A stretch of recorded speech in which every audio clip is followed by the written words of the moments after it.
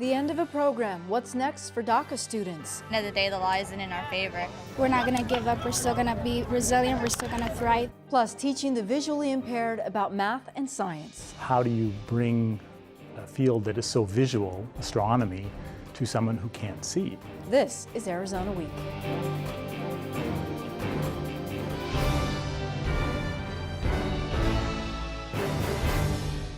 Hello, and thanks for joining us. A long-time program intended to help immigrant children canceled by the president.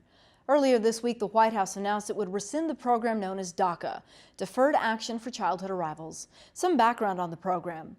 Barack Obama issued an executive action 5 years ago. More than 800,000 students applied. Here in Arizona, there are about 28,000 DACA students. To qualify, students have to meet the following criteria: be under the age of 31 in June of 2012, came to the U.S. before turning 16, lived continuously in the U.S. since 2007, be physically present in the U.S. in June of 2012, and have no lawful status. Students must also be enrolled in school, have graduated high school or earned a GED, or be an honorably discharged veteran. DACA applicants cannot have a criminal background to include a felony or multiple or serious misdemeanors, or pose a threat to public safety. Students must also apply for a work authorization card, a driver's license, submit fingerprints, and pay a $46,500 processing fee. Additional documents proving time in the U.S. are also required. A president can undo another president's executive action, and that's what Donald Trump did earlier this week. He rescinded the program. It will officially end in 6 months. Within hours of the announcement, DACA students and their supporters took to the streets. Here in Tucson at the University of Arizona, dozens of students. Arizona Public Media spoke with 3. It definitely poses a threat to not only our immediate future, but also our long-term future. As a student, my main concern is staying in school and finishing my degree so that I can have a better future and that my parents' sacrifices will be worth it. And knowing that I'm in an institution that doesn't necessarily welcome me or fight for me doesn't help in these situations. And they often just follow what the law says and aren't willing to push the boundaries and willing to fight for their students. I'm also a DACA recipient, have been since 2015. I've been involved with the Immigrant Student Resource Center and Scholarships AZ. Now, the fight's been going on for many years, and this is just another blow in the immigrant community. So with that in mind, we're still going to keep pushing. I'm still trying to, go against what has already been set, what the law says, because at the end of the day, the law isn't in our favor. And to kind of show the world that although this does hurt us and it does impact our future immensely, we're not going to give up. We're still going to be resilient. We're still going to thrive, and we're still going to succeed. The demonstrations continued in downtown Tucson. Among those, the Pima County Board of Supervisors, who say their power may be limited, but they are going to try and show support to DACA students. I think if you don't say something, if you don't stand up, you can't be counted. And I think there's force in numbers. You keep the momentum going. If there are some measures that we can, from an ordinance perspective, enact, I'm certain the board majority will. Passing some resolution in support of bringing DACA back. I think that we could talk to the sheriff and have community forums about it so that they understand that. The future of DACA now in the hands of Congress, so what about until then? For more on that, I'm joined by my colleague Christopher Conover. Christopher, a lot of unknowns right now, so where do we go from here? We've had bills introduced. Earlier this week, the day after the DACA rescission was announced, Congressman Raul Grijalva and others reintroduced the DREAM Act on the floor of the U.S. House. There are bills that have already been introduced and have been pending for a while in the U.S. Senate. So where we go from here now is what they call regular order. We have to get those bills into committee, get them heard, and get them onto the floor. Okay, there's a bit of a gray area until March. We may see some applications for renewal. Can these folks be arrested or deported in the meantime? It is a bit of a gray area. I spoke with Lynn Marcus, a University of Arizona law professor who is also the co-director of the Immigration Law Clinic, to ask those exact questions. If people with DACA status right now, if that status runs out, they have until October 5th to reapply for that. If after that DACA will stay in place through March 5th, and people can reapply. However, everything is now on a case-by-case basis, so it has always been that way, but things may change a little. Okay, and one thing's for sure, this will not just go away and reappear in March. We'll hear more in the coming months. Absolutely. Okay, Christopher, thank you. On to other news now. The National Science Foundation recently awarded researchers here at the University of Arizona a $1 million grant to study how to better develop teaching STEM education, that's science, technology, engineering, and math concepts, to students who are blind. We begin with, how do you teach students about subjects like math and science? For that, we go to the Arizona State School for the Deaf and the Blind in Tucson.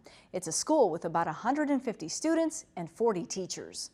So this school's been on this site since 1912, and it is state statute that we exist. So it is in state statute that there is a school for the deaf and the blind that serves students across the state.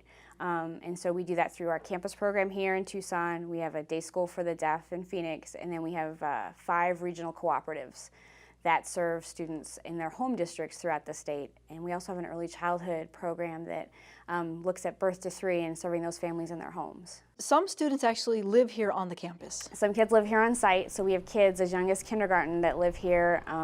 We have kids from Phoenix area, Sierra Vista area that go home on the weekends, and then we've got kids from northern Arizona, Yuma, Kingman that go home every 4 to 6 weeks. It sounds like there are a few components, including supporting these kids with friends and classmates who have very similar needs as they do. Right, so we want to make sure that they've got, if they're deaf, hard of hearing, that they're able to communicate, they have that ASL, that person that they can connect with. For our kids who are blind and visually impaired, it's just not being that only person on campus who's walking with a cane, taking away that stigma so that they learn those skills and they do that in a safe place. Do students here at Arizona School for Deaf and Blind have access to STEM education? Yes, they do. We've got great science and math teachers, we've got a great technology teacher, and we, a lot of assistive technology comes into play with that as well. It's a challenge, that's for sure, but we do the best that we can, and we want to make sure these kids are exposed to that. You also want kids to know that they're capable. I mean, there's a real idea to make them, as you've said, adults. We want to take those baby steps, because these kids are coming in sometimes in gaps in their learning, and we also have to acknowledge that things are just a little bit more difficult. They're not taking in things visually if they're blind or visually impaired. We've got to provide tactile learning opportunities. We've got to explain things really well and make sure that they can paint a picture in their head of what we're talking about. So that just takes time. There is room for growth when it comes to STEM education. You're not completely confident with what you currently have. These programs could develop. Right, there's definite room for growth. I think we would love to be able to have kids access things instantaneously. If I could show something and have you have a tactile image produced right away, that would be fantastic. A lot of times we have to slow things down because we're waiting for things to be produced. I mean, we're very lucky we have Braille transcriptionists on campus, but we've got to wait for that. So it would be wonderful to be able to share an image and then have somebody have a tactile representation right in front of them, for example. And technology is getting there, it's just not quite there yet. Some of the numbers are probably low when you talk about visually impaired or deaf students with careers in STEM. The goal behind this is to let these kids know that you can do this too. Is that correct? That's absolutely correct. A lot of our kids think they can't, and we want to empower them to know that they can. And there's this lady that I heard at a conference. She is a blind lady. She works for NASA. So it can be done, and we just have to provide them with those learning opportunities to make that happen. We have Raytheon volunteers that come out once a month and work with our kids. And just to get that connection of, yeah, we can make this happen, get you that passion about STEM so that they want to pursue that moving forward. And it's a challenge for teachers as well. Here's Kathy Sierzega, a teacher for 2 years now at ASDB. This is her first time teaching the visually impaired. I just stepped in and did what I would always do, teaching as best I could math, and then would ask a bunch of questions. People are often critical of education. They may hear you say that you didn't quite have the experience before you came here, but somehow you've managed. Yes, and I suppose that comes from years of experience, but also success. When I have that moment, when I realize, wow, this isn't any different than teaching anybody without a visual impairment. It's just slightly different here and there. Then I just get over my own fears and step out on my own way and just do what I've always done. In the classroom for 30 years, Kathy Sierzega is learning a thing or two herself. Yes, they're really good at teaching. In fact, one student that I had last year who's now graduated would say to me, okay, you can teach me math and I'll teach you a little bit of Braille. And yeah, it's an awesome relationship. These tools, the technology, meant to make life easier for the students, and it presents a learning curve for everyone. Finding access to the calculators that I found here and immediately got them into the students' hands, and not knowing how to turn the volume up or turn the volume down or change the speech rate. And typically it's the kid who says, hey miss, all you have to do is this, this, and this, because they figured it out. So it's enjoying allowing them to be the teacher and not always needing to be the one with all the answers. Math and science are hard for a lot of people, but here, like most other things, it takes patience. In fact, even this year, it's only been a month of school, and the students who are in a device called the Braille Note, it's a brand new device, and it's new to everybody, staff and students. So a lot of times we're on that journey together. How do I do this? Oh, I don't know. Well, let's just play. So they plug in their device to a monitor and we journey together. Well, what if you press this button? What if you press this button? Where does that take you? Where does this take you? Oh, we figured it out. More from the School for the Deaf and the Blind in a moment, but now we go to University High School, a public school. There's often a misconception that visually impaired do not attend public schools, but beating the odds and challenging the status quo are a teacher-student duo. This is what AP Environmental Science looks like at University High School in Tucson. The other thing too is to remind you guys that you do have a quiz tomorrow. Hands-on and visual, all in an effort to understand science. Not a big deal. Mixed into this bunch, Evamaria Tanori Contreras, a freshman who's visually impaired. So my condition is rod cone dystrophy. It's basically the rods and the cones in the retina. They're not like functioning correctly, so I can't see colors or like shapes, but I can see light. Though it's not really like useful vision, I can see when it's night or when it's like day. Sorry. She's learned to adjust. I guess you're probably wondering how I see light. For me, it's like this bright thing. I don't know where it's coming from. I don't know the source of it, but I know that it's there. I wouldn't be able to say what color of light I see because there's no way I can compare it to like what you see. So where do you have the ground? Evamaria's learning is different, but not less. The ground is like a little hump. Her teacher, Chelsea Smith, has made minor adjustments. Having her understand a concept that, we've been talking about in class. The challenge is, like getting materials for her to be able to visualize something like a chemical molecule or something, which is difficult when you've never learned about that before, and then you have someone trying to explain what a hydrogen looks like bonded to an oxygen or something. So being able to explain that to her and using tools like we got a tactical drawing board where I can draw on it and it raises the texture for her to feel. So I was able to draw things for her finally, and she's like, oh, okay, that's what it is. Those have been really cool where I'm learning and she's learning, and we're learning how to communicate together. And a learning curve for Miss Smith. I was really intimidated when I learned that I would have Evamaria. I haven't had anybody in my life that has a visual impairment, and so I felt like I had nothing to base off of. But just getting into it with her in class and everything has become much easier and relaxed and comfortable, and I shouldn't have been worried at all to start with. And it's been really cool to learn about all the things that she's learned to do and can do, and that really, she's no different than any other student. She is no different other than I have to put a little bit of extra time and give her an electronic copy of something, and it's really impressive. It's really, really inspiring too. It's turned out Evamaria's disability enriches what happens inside this classroom. I started to think of ways I could help. So what I do is usually I give information, I kind of give input on ideas and how to do this. So today we're doing a poster, and I give ideas on the setup or how we should do it, and they also try and help me understand what they're drawing. So they kind of describe and say, instead of saying this and that, I say in the middle or in the top right. They use more descriptive language. She's been really good at all of our academic stuff, but the other thing too is that she has a really awesome sense of humor too. Like people have been worried about saying, "Oh, look at that," or "I'll see you later," kind of thing, and she makes fun of us for being timid about it. And so I think, you know, having this disability and growing up this way, she's way more open to everything. While her classmates use sheets of paper, Evamaria uses Braille and tactile graphics, tools to support her learning. We need lots of technology, or at least we have it available, so we're able to use it. But so everything's kind of different. Like the PowerPoints that we go over, we put them in a flash drive and convert them into an outline for her to be able to read through on her computer. She puts her PowerPoint on there, she can read it and take notes at the same time. So she's listening and typing at the same time. She needs to have those hard copies, like the Braille hard copies, like all of her tests and homework and everything. She'll read in Braille and then write her answers in her computer, and then I get to read her answers electronically. Evamaria began her education at the Arizona School for the Deaf and Blind, then made the transition to University High School, one of the highest performing schools in the state. It's right where she needs to be. There is many ways that there can be improvement. Nothing's perfect yet.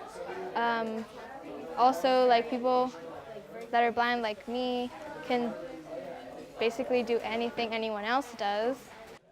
She's got dreams of going to Harvard and letting nothing stand in her way. Well, I never say that anything's impossible. Nothing's impossible. If you set your mind to it, you can accomplish it. I mean, some people do say, it's not like I'm going to be a surgeon. I mean, if I wanted to, I could, but I don't want to. Like I said, nothing's impossible. Shoulder or bag? Just out the door. And behind the research on how to better support the learning needs of visually impaired students are professors here at the University of Arizona, Steve Kortenkamp and Sunggye. This is really exciting. A lot of money to do some very important work. We'll start with you, Sunggye. How exactly did this come to fruition? So myself as a person with visual impairments always wondered about science, yet as a child myself growing up, thought that I didn't have enough resource or attention or motivation given to me. And as I was working as a professor here at the university, I thought that it would be important for us to set something. And this grant opportunity seemed to be perfect for us to create some level of program for students with visual impairments. And we thought that if we could identify some curricula activities and create opportunities for students with visual impairments to raise awareness and motivation towards STEM area, we thought that that would be a great juncture to make differences for STEM education of students with visual impairments. And Steve, this doesn't imply that we didn't have these sorts of systems in place before, but this gives them the opportunity to grow. Is that accurate? Yeah, my experience is that it was sort of ad hoc depending on who the teacher was and who the student was too. When I first started teaching at the university 10 years ago this semester, the very first astronomy class I taught, I had a blind student. And it was surprising to me. And so it caused me from the very beginning to have to adjust my curriculum so that the student wasn't left behind. And he turned out to be very engaged and sought out, extra material and things. So that helped me also. But from that time on, I was thinking about how do you bring a field that is so visual, astronomy, to someone who can't see. And so that's been in the back of my mind for the last 10 years. And every time I teach, I try to incorporate other things, sounds, feels, not so much smells, but other non-visual aspects to it. Sunggye, what exactly will this entail? I mean, how do you teach the visually impaired some of these concepts, as Steve said, that you can really, we expect to see? Probably the most fascinating part of our project is to utilize the 3D printing materials. That is, if we were to provide learning experiences to our students with the use of 3D printed materials, that will give students with visual impairments with first-hand experiences of texturally feeling and make understanding of the materials, and in turn, the overall processes of project-based learning. Steve, how complex is this about to be? Or, I mean, this grant is going to make it happen? It's going to make it happen, yeah. It's putting together these, I mean, my role is putting together these modules, these projects. And what we're trying to do is tie in Arizona, the local geology around here. So we have 3 features in Arizona that we're going to tap into. One is Meteor Crater up by Flagstaff, the big hole in the ground. Yeah. And it was scientists at the University of Arizona that first recognized this was caused by an asteroid impact. And that is kind of, for many of us, as when we were younger, that's the key that got us into the field. We see this hole in the ground, we wonder how did that happen, and we try to explain it. And so we're going to use that feature, a 3D model of that feature that people can hold and touch and explore even though they can't see it. We're also going to use the Grand Canyon, and we're going to compare that to some of the canyons on Mars, which are, you know, they dwarf the Grand Canyon. They are huge, but that's a local geology feature that we can use. And then also the volcanoes up by Flagstaff, Sunset Crater being one of them, but also San Francisco Peaks. So tying in local geology to geology on Mars and on other objects in the solar system to sort of step out from our own home state out to the solar system. And in that process, that's sort of how we engage them and get them, you know, excited about it. And then in that process, moving into these other fields where you don't really need to be able to visualize something to understand critical thinking and inquiry and those kinds of lines, and gathering, you know, evidence and just exploring with your mind, you know, once you've got the hook that gets you interested. And Sunggye, what's the reason here? I mean, do we not have visually impaired, interested people who are interested in STEM? Have we just not done enough for them? I think there are 3 keywords that we're looking at. One is the accessibility. Some curricular activities and materials may not be necessarily fully accessible to visually impaired students. And second thing is, over 90% of our students with visual impairments are being educated in public school settings, where the general education STEM teachers may not necessarily have enough introduction to work with students with a diverse background, including those with visual impairments. And the third thing, which I would also think is most important, is that students with visual impairments in general may not receive motivation and encouragement to consider STEM as their potential career. Sounds like it could be a two-way relationship where each side is Right. learning something. The value of bringing these students into the scientific field, say they go on and they pursue a higher degree in it. Oftentimes students who are visually impaired, their other senses are more in tune, and they also, the way that they sense things is different. So you and I looking at Mars, we see the big picture first, and then we start seeing finer detail. Someone who can't see the big picture first starts at the finer detail. They're using, like if it's a 3D model of something, they're using their fingers to look at the finer detail first, and then in their head they're forming a bigger picture. And so they're kind of coming at it from a completely different way, and that might open up different ideas to them that you or I wouldn't have at first. And so I think it's going to take a while to see how this develops in terms of the value, the larger value of it. I mean, it's great that we can include more people, you know, in this, but I think there's something down the road that's going to come back and basically pay back the effort that we put into it. So that's my hope. Back now to the Arizona State School for the Deaf and the Blind. It's more than a school, it's a community of learning. All right, Dijon, you set up? Small class sizes breed success here at the Arizona State Schools for the Deaf and the Blind. Now go down. One-on-one interaction with the teacher supports the needs of these students. From the bottom of the screen. Maraya Gonzalez has been enrolled since the 2nd grade. I have congenital glaucoma, which basically means pressure buildup inside the eye.